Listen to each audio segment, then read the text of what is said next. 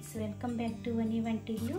ఈరోజు మనం meal maker కోడిగుడ్లతో స్నాక్గా కూడా తినచ్చు, చపాతీ రైస్లోకి సైడ్ డిష్గా కూడా తినచ్చు. నా వీడియోస్ చూడబోయే ముందు నా వీడియోస్ మీకు నచ్చితే లైక్ చేయండి, షేర్ చేయండి, కామెంట్ చేయండి. మరిన్ని వీడియోల కోసం వని వంటిల్ని సబ్స్క్రైబ్ చేసుకోండి. కప్పు మీల్ మేకర్ తీసుకోండి. వేడి నీళ్ళలో వేసి అట్టి పెడితే ఇవి సాఫ్ట్గా మెత్తగా అవుతాయి. ఇలా మెత్తగా అయ్యాక వాటర్ అంతా పిండేసి వేరొక బౌల్లో వేసుకోవాలి. వాటర్ని ఇలా గట్టిగా పిండేసేసుకోండి. పిండేసిన వాటిని ఒక గిన్నెలో వేసుకోవాలి. ఇలా గట్టిగా పిండేసిన వాటిలో 2 కోడిగుడ్లని పగలగొట్టి వేసుకుందాం.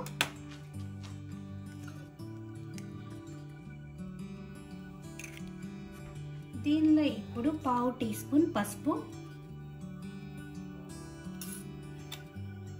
1/2 టీ స్పూన్ కారం, రుచికి తగినంత ఉప్పు, 2 టేబుల్ స్పూన్లు కార్న్ ఫ్లోర్ వేసుకోవాలి. మొక్కజొన్న పిండి. ఇవి మొత్తం కూడా మిక్స్ అయ్యేలా ఒకసారి కలుపుకుని,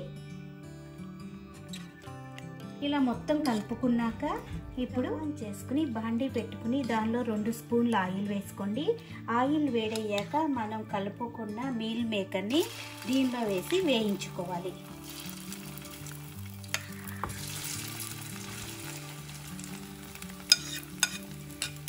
ఇలా తిప్పుకుంటూ ఎర్రగా అయ్యే వరకు వేయించుకోవాలి.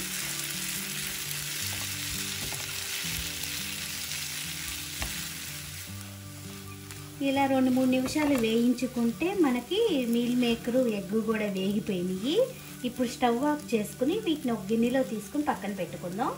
ఇప్పుడు అదే ప్యాన్లో 1 స్పూన్ ఆయిల్ వేసుకోండి. ఆయిల్ వేడయ్యాక కొద్దిగా జీలకర్ర వేసి వేయించుకోవాలి. జీలకర్ర వేగాక దీనిలోనే కరివేపాకు వేసుకుందాం. కరివేపాకు కొద్దిగా వేగాక ఒక చిన్న ఉల్లిపాయని ముక్కలు కోసి వేసుకోవాలి. త్వరగా వేగటానికి కొద్దిగా ఉప్పు వేసుకుందాం. ఉల్లిపాయ కొద్దిగా వేగాక ఒక చిన్న టమాటాని ముక్కలు కోసి వేసుకోండి. టమాటా కొంచెం మెత్తబడే వరకు ఉడికించుకోవాలి. దీనిలో ఇప్పుడు 1/2 టీ స్పూన్ పసుపు వేసుకుందాం. ఉల్లిపాయ టమాటా వేగుతున్నప్పుడు దీనిలో 1/2 టీ స్పూన్ అల్లం వెల్లుల్లి పేస్ట్ వేసుకోండి. టమాటా కూడా మెత్తగా వేగిపోయింది. ఇప్పుడు దీనిలో 1/2 టీ స్పూన్ కారం వేసుకుందాం. 1/2 టీ స్పూన్ ధనియాల పొడి, 1/2 టీ స్పూన్ గరం మసాలా వేసుకోవాలి. మొత్తం కూడా ఒకసారి కలుపుకుని 1 స్పూన్ వాటర్ వేసుకోవాలి.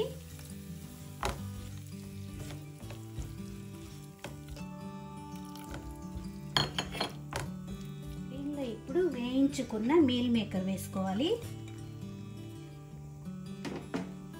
మొత్తం కలుపుకుని 2 నిమిషాలు దీన్ని వేగనిద్దాం. రెడీ అయిపోయింది. దీనిలో ఇప్పుడు సన్నగా తరిగిన కొత్తిమీర వేసుకుందాం. దీన్ని వట్టిగా కూడా తినేయచ్చు. దీనిలో నిమ్మరసం వేసుకుని ఇలా వట్టిది కూడా తినేయచ్చు, లేకపోతే చపాతీలో తిన్నా కూడా చాలా టేస్టీగా అనిపిస్తుంది. హెల్త్కి ఎంతో మంచిదైన దీన్ని మీరు కూడా ఒకసారి తప్పకుండా నచ్చితే ఒకసారి ట్రై చేసి చూడండి. నా వీడియోస్ మీకు నచ్చితే లైక్ చేయండి, షేర్ చేయండి, కామెంట్ చేయండి. మరిన్ని వీడియోల కోసం వని వంటిల్ని సబ్స్క్రైబ్ చేసుకోండి. Thank you for watching.